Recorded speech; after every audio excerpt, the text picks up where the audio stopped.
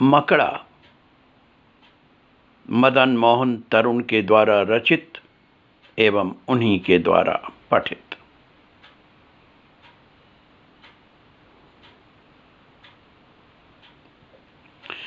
बड़ी बड़ी आँखें, चपटा मुँह, 8 पाँव और गहरे भूरे रंग का यह रहस्यमय प्राणी अपने ही बनाए सर्व सुरक्षित राजमहल में अकेला रहता हुआ एक विशाल साम्राज्य का मालिक है।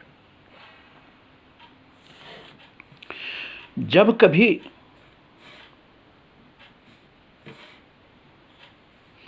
यह अपने 8 पांवों पर जमीन से कुछ इंच ऊपर उठकर चलता है तो यह किसी सम्राट से कम नहीं लगता। इसका जाल विशाल से विशालतर हो सकता है, इतना विशाल कि यह पूरे वृक्ष को घेर ले, और इतना छोटा कि मकान के किसी कोने में सिमटा हो। यह चाहे जहां भी हो अत्यंत सुनियोजित रूप से काम करता है, सतत सतर्क रहता है और बहुत बुद्धिमानी और तीव्र गति से अपना काम करता है। यह छोटे और अपने आकार से कई गुना बड़े कीटाणुओं का शिकार करता है। तितली, मक्खी, मधुमक्खी या कोई भी कीटाणु जो भी इसके जाल की पकड़ में आ जाता है वह छूट कर जा नहीं सकता। धीमी मौत मरता है और इसका ग्रास बन जाता है। यह अपने लिए महीनों का भोजन तैयार रखता है। इसका दंश दर्दनाक होता है। मकड़ी काले चमकीले रंग की होती है। वे बहुत धैर्यपूर्वक संभोग करते हैं। मकड़ी एक बार में अनेक अंडे देती है और स्वयं उसका पालन पोषण करती है। मकड़े सामान्यतः 2 साल से 20-25 साल जीवित रहते हैं। मुझे जाल में सजग और शिकार की प्रतीक्षा करते मकड़े को देखना बहुत अच्छा लगता है। अपने चिपकने वाले जाल पर किसी भी कीटाणु के बैठते ही मकड़ा सजग होकर अपना जाल खींचने लगता है और शिकार को उसमें फंसने के लिए विवश कर देता है। यह धैर्यवान, षड्यंत्रकारी, शातिर, फुर्तीला और बुद्धिमान प्राणी है। परंतु यहाँ मैं एक सुस्त मकड़े की बात करने जा रहा हूँ। यह मकड़ा मेरे बाथरूम का निवासी है। यह दीवार और छत से चिपका सदा घूमता रहता है।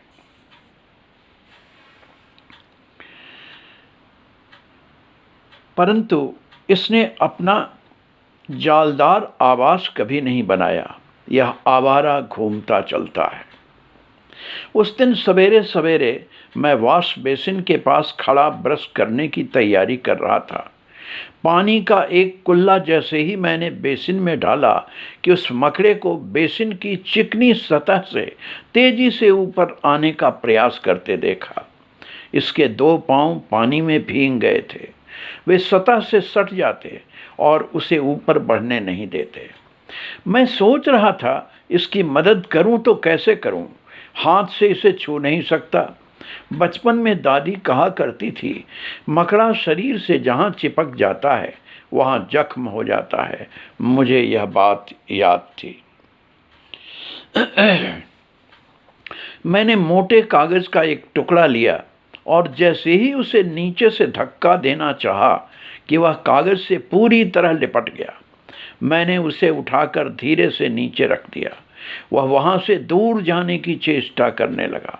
उसे पता था कि जमीन से उसका चिपके रहना कितना खतरनाक था। वहाँ उसे उन छोटे छोटे कीटाणुओं का भय था जो उसे दुर्बल पाकर उस पर सामूहिक रूप से आक्रमण कर उसके टुकड़े टुकड़े कर सकते थे। वह उनका भोजन बन सकता था जो स्वयं उसका भोजन थे। वह बहुत प्रयास कर रहा था कि वह जमीन से ऊपर उठकर दीवार पर चला जाए जहां वह सर्वथा सुरक्षित था, किंतु उसके 2 पांव आपस में भी सटे थे और जमीन से भी। मुझे उसका यह संघर्ष सहन नहीं हो रहा था। आखिर मैं इसकी सहायता करूं तो किस तरह। अब मैं ज़मीन पर बैठ गया, कागज़ को उसी टुकड़े से उसके दोनों पांव अलग कर दिए। अब उसे थोड़ा और बल मिला। उसने आत्मविश्वास पूर्वक ताकत लगाई और चल निकला। अब वह दीवार पर धीरे धीरे ऊपर की ओर सरकने लगा। अब वह सुरक्षित था। मदन मोहन तरुण।